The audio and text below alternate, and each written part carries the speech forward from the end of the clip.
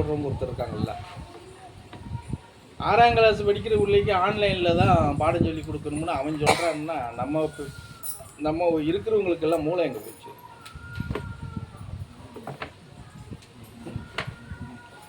அவங்க சொல்கிறதெல்லாம் நம்ம எல்லாரும் தலையாட்டிக்கிட்டு 6ஆம் கிளாஸுக்கு போகும்போதே செல்லை வாங்கி கையில் கொடுத்துட்டான்.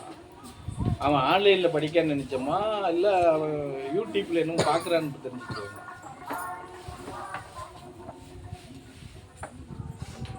கலாச்சாரங்கள் சீரழிவு எப்படி இருக்குங்கிறது அது ஒரு பக்கம் இருக்கு.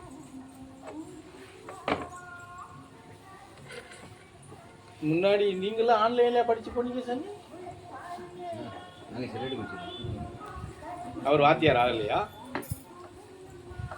இப்போ ஆன்லைன் பயிரில் படித்தா தான் படிக்க முடியும்னு சொல்லி வந்தா அதை நம்ம ஏற்றுக்கிட்டு பின்னாடி போகிறோம் பாருங்க.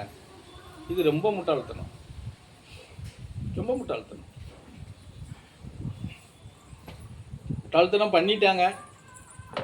அது காலங்களுக்கு நிறையா இருக்குது, பதில் சொல்கிற இடத்துல நிறையா இருக்கிறாங்க. யார் காலம் பதில் சொல்லலை, மக்கள் காலத்துக்கு பதில் சொல்லுறாங்க. அது ரொம்ப தூரம் இல்லை, பக்கத்தில் தான் இருக்குது.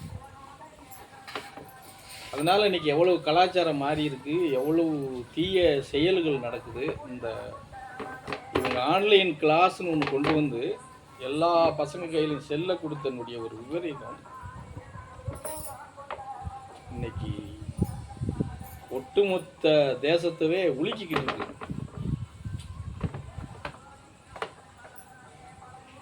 ஆமாம். அப்போ இதுக்கு காலம் இவங்களுக்கு பதில் சொல்லாதுல்ல, காலத்துக்கு இவங்க தான் பதில் சொல்லணும். கொலை, கற்பழிப்பு, கொள்ளை, அபகரிப்பு இதெல்லாம் எதில் கற்றுக்குறாங்கன்னா பசங்க பூரா இந்த செல்லில் தான் கற்றுக்குறாங்க. இதெல்லாம் தாண்டி ரத்த நாளங்கள் ரத்த நாளம் அது மொத்தமே இதாக இருக்கும். சரிங்க சார், புரியுதா? ஆனால் ஜனங்கள் என்ன நினைக்கிறாங்க, அதுதான் வளர்ச்சின்னு நினைக்கிறாங்க. நம்மளை மொத்தமே வளர்ச்சியிலிருந்து நம்மளை பாதாளத்தில் கொண்டு போய் தள்ள போகுது அப்படிங்கிறத எந்த படித்தவங்களும் நினைக்கல, பாமர மக்களும் அதை நினைக்கல. இதான் படித்தவங்க தான் அறிவாளியாச்சு. இது இப்படி போனால் அப்படி போயிடும், அப்படி போயிடும் இப்படி போயிடும். அவங்க தான் படிக்கிறதே எதுக்கு பொய் சொல்கிறது தானே. ரொம்ப படிக்கிறது பொய் சொல்கிறது தான். ரொம்ப படித்தவங்கெல்லாம் உண்மையெல்லாம் பேச மாட்டாங்க. ஏன்னா உண்மை பேச தெரியாது அவங்களுக்கு. அவன் என்ன படிச்சிருக்கிறானோ பேப்பரில் அதைத்தானே பேசிட்டு தெரிவான் நம்மகிட்ட. புரியுதுன்னு சொல்கிறது. அங்கே அவன் என்ன கார்பரேட் கம்பெனிக்காரன் பூரா அப்படியே உங்களுக்கு சுகமாக கொண்டுட்டு போகிறதுக்கு அவன் எல்லாம் அச்சடித்து வச்சுருக்கான். அவன் உங்களை எங்கெங்கே குழி தோண்டி புதைக்கணுமோ அதுக்கு உண்டான வழிமுறை என்னவோ அதைத்தான் அவன் பூரா எல்லாம் எடுத்து வச்சுருக்கான். சரியா? அதைத்தான் படித்தவன் நம்மகிட்ட வெளிப்படுத்த போகிறான். நம்ம என்ன சொல்கிறோம்? படித்தவன் சொல்கிறது தான்ப்பா சரி.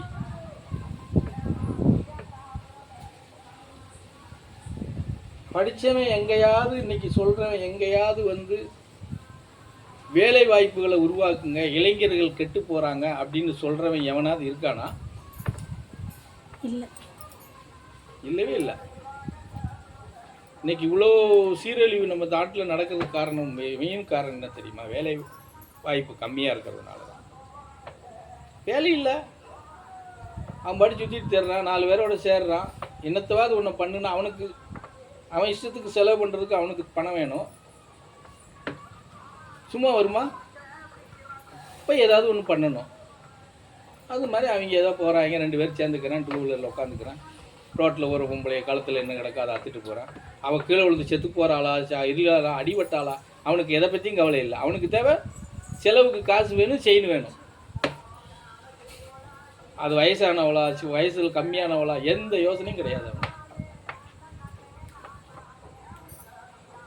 புரியுதா? அதை எப்படி அடையாளம் தெரியாமல் எப்படி செய்யணுங்கிறதும் இந்த செல்லில் தான் கற்றுக்கிறான்.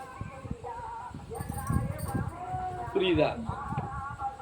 இவங்க இன்னைக்கு சொல்கிறாங்க நாங்கள் நிறைய கண்டுபிடிப்பு, என்ன கண்டுபிடிச்சிருக்கிறாங்க,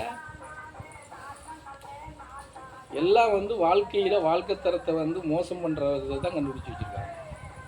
எந்த முன்னேற்றமும் யாருக்கும் இல்லை, யாருக்குமே இல்லை.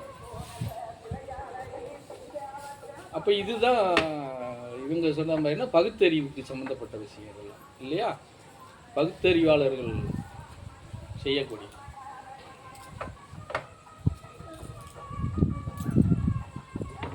இப்போ என்ன வேலை பார்த்தவங்களுக்கு எல்லாத்துக்கும் அப்படி ஒரு வருமானம் கிடைக்குது, அந்த விலைவாசி இவ்வளவு ஏறி போயிருக்குது. நமக்கு